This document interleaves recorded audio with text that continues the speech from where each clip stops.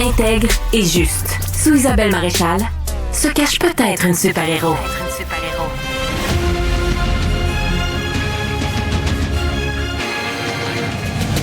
Isabelle Maréchal. Bienvenue au service à l'auto. Qu'est-ce que je peux faire pour vous? Ah, c'est un quiz. La question est, quel jour est normalement le service à l'auto? Eh bien oui, vous le savez que c'est le vendredi avec Antoine Joubert. Salut Antoine. Salut, bon Mais vendredi. Antoine est occupé vendredi. Oui, c'est ça. C'est ça. Fait qu'on lui a fait une fleur. On lui a dit, ben viens donc lundi. Parfait. On commence la Alors, semaine. voilà, on commence la semaine et je vous rappelle que le service à l'auto, on est là pour aider.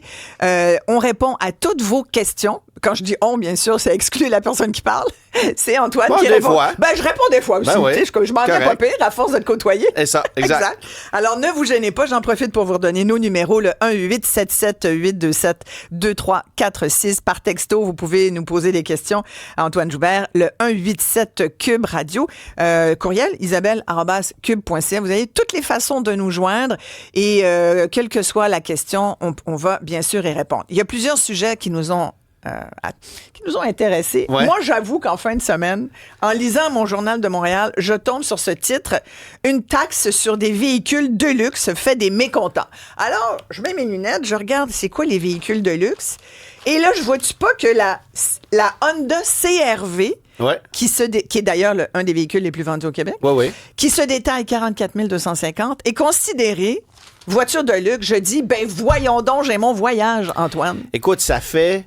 C'est-tu depuis 2009? Non, depuis... je me souviens pas de la date exacte, mais on a établi à la Société de l'assurance automobile du Québec, je crois que c'est en 2009, qu'un véhicule de luxe, c'est un véhicule de 40 000 $ et plus. Exact. Or, aujourd'hui, le prix moyen d'un véhicule vendu, toutes catégories confondues au Québec, c'est 64 215 $. Ce qui veut dire que si tu t'achètes un véhicule de 64 215 $, tu vas débourser annuellement en taxes de luxe à l'immatriculation un montant de 232 $.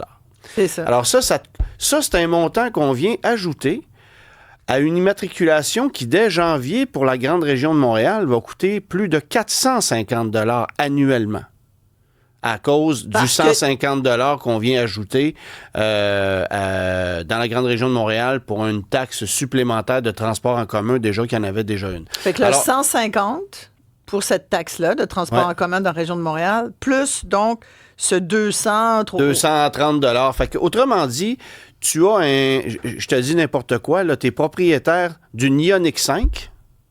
Ben, en fait, non. Ioniq 5, c'est différent parce que c'est un électrique. Alors, tu es propriétaire d'un Ford Explorer ou d'une Mercedes de classe C. Puis là, je te dis Mercedes. Tu sais, un véhicule de 64 000 $, là, c'est un véhicule assez commun. Un Ford F-150 d'entrée de gamme, c'est ce que ça coûte. As-tu dit c'est le prix moyen d'un véhicule au Québec? C'est le prix d'un moyen. Vous avez un Toyota Highlander, ben vous allez payer quelque chose comme près de 700 $ d'immatriculation par année, en incluant le 150 $ de taxes qu'on va ajouter dans la grande région de Montréal.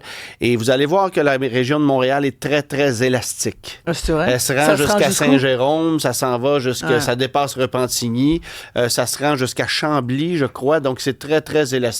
Mais toi qui as un garage avec ouais, ben là, une trentaine de voitures à Granby, ça se rend-tu à Granby? Ça se rend pas à Granby. Ah. Et donc, ce que j'ai... De toute façon, oui, j'ai une petite collection de véhicules, puis la majorité de ces véhicules-là sont sur mon entreprise.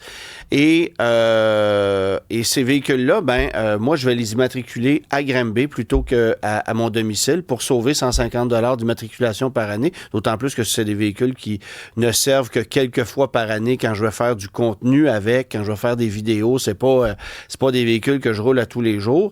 Il y a plusieurs autres véhicules qui sont à mon nom personnel, puis ça, c'est autre chose. Mais pour ce qui est de mon entreprise... Parce qu'imagine, à 150 pièces de la shot. Ben oui. Puis je veux dire, dans le vide, là. Littéralement dans le vide.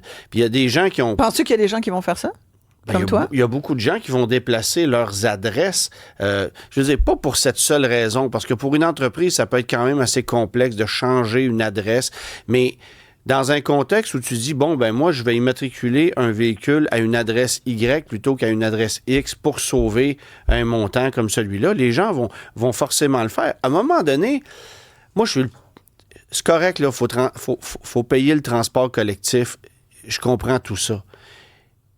Mais encore une fois, on est les plus taxés en Amérique du Nord à l'immatriculation. Et puis... si au moins ça allait sur nos routes? J'ai envie de te dire, cet argent-là va aller où? Je vais te donner l'exemple de la taxe à la cylindrée. OK?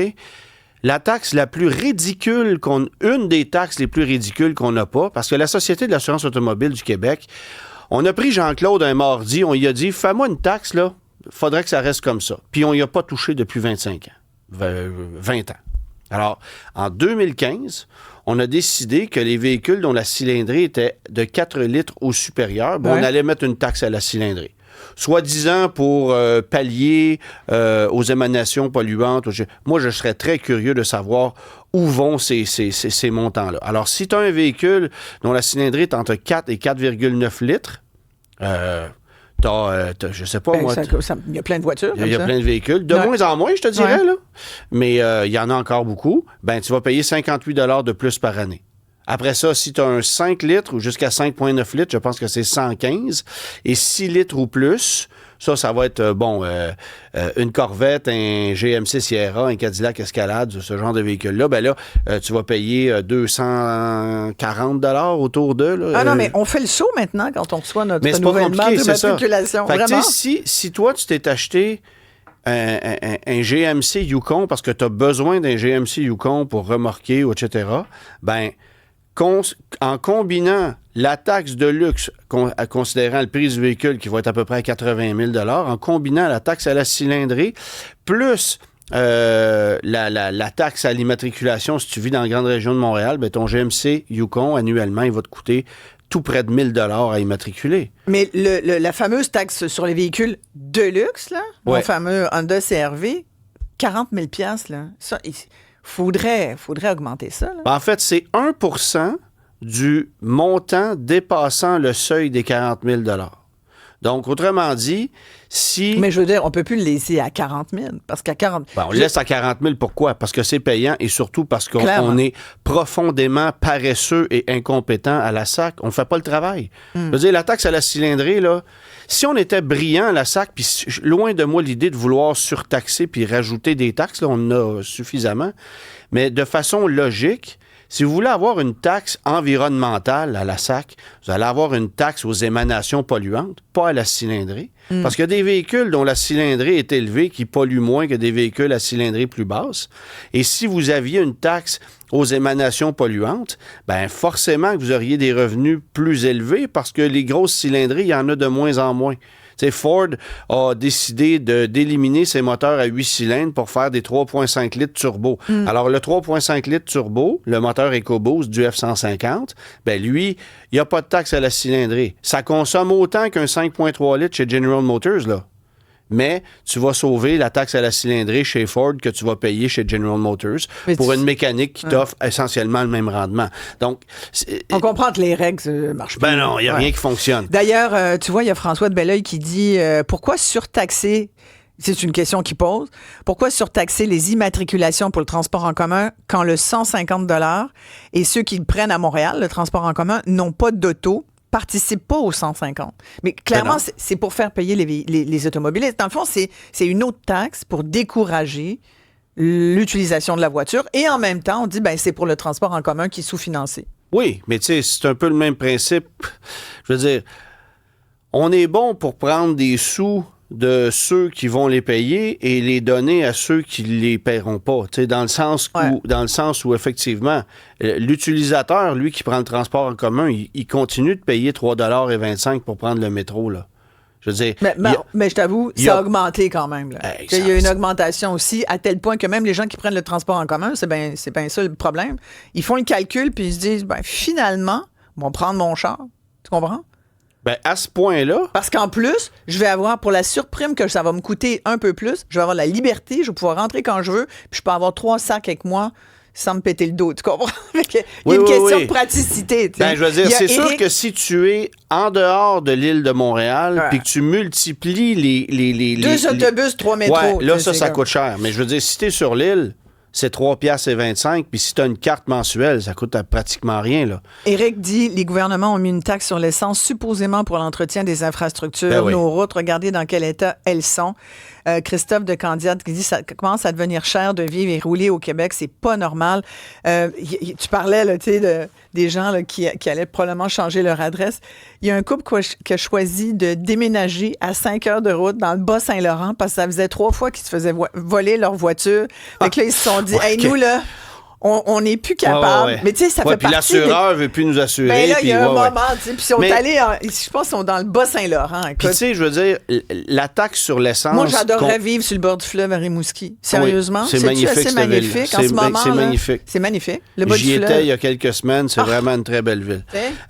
Mais, tu sais, les taxes qu'on paie sur l'essence chez nous, ben, je veux dire, il y a les électromobilistes qui roulent des véhicules au Québec ne paient pas de taxes pour ça. Les électromobilistes, il va falloir s'habituer à ça. Oui, c'est ça. C'est vrai, ils n'en payent pas. Hein? Ben, moi, je te dirais, non seulement ils n'en payent pas, mais ils détruisent les routes plus que la moyenne des autres automobilistes parce qu'ils ont des véhicules beaucoup plus lourds. Ouais.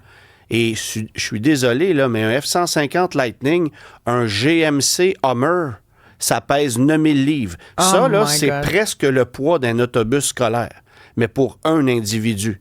Et c'est drôle, il n'y a pas de taxe à la cylindrée, tu ne payes pas de taxe sur l'essence. Sur t'as les pas- Hummer, les électriques, il n'y Ouais. a pas de taxe. Ben, il n'y a pas de taxe de cylindrée, c'est un véhicule électrique. Non seulement ça, Il faut que tu le dises pour qu'on Non, mais qu'on s'en non, rende compte. non seulement ça, c'est un véhicule qui coûte plus de 100 000 mais parce que c'est un véhicule à ce point lourd, il est exempt de taxe de luxe. La fameuse taxe de luxe pour les véhicules de 100 000 et plus, elle ne s'applique pas si le poids nominal brut du véhicule dépasse un certain seuil. Je pense que c'est 8 500 livres. Et on dépasse... Pourquoi ça ne plaque pas? Parce qu'on considère que c'est un camion. Parce qu'on considère que c'est un camion commercial. C'est ça, ouais. Ben oui. Oh, Les Dieu! lois de la SAC sont ainsi faites. Alors, si tu t'achètes un GMC Hummer, un Chevrolet Silverado EV, je pense que le F-150 rentre pas là-dedans, mais le camion Rivian, par exemple, le camion Rivian, c'est fascinant. Un Rivian, c'est 8 509 livres de poids nominal brut et la ligne est à 8 500 livres. Donc, pour 9 livres de masse, tu viens de sauver facilement 10 000 de taxes. Ils ont dû mettre Mais- quelque chose de lourd dans le... Mais tu sais, tu t'achètes un Hummer, tu payes pas de taxe de luxe, Incroyable. mais tu vas t'acheter, par exemple, un véhicule, je sais pas moi, une Porsche Macan, ah ben là, oui. Tu sais, On va fait à la que pause. Antoine, bouge pas. Antoine Non, Joubert, bouge reste pas. là. Il attend vos questions. Vous nous appelez au 1-877-827-2346 par texto 187 Cube Radio. C'est le service à l'auto. On est là pour répondre à toutes vos questions qui concernent l'industrie de l'automobile. Si vous avez l'intention de changer de voiture, Antoine aime beaucoup parler de véhicules électriques en ce moment. Oui. On revient tout de suite après la pause.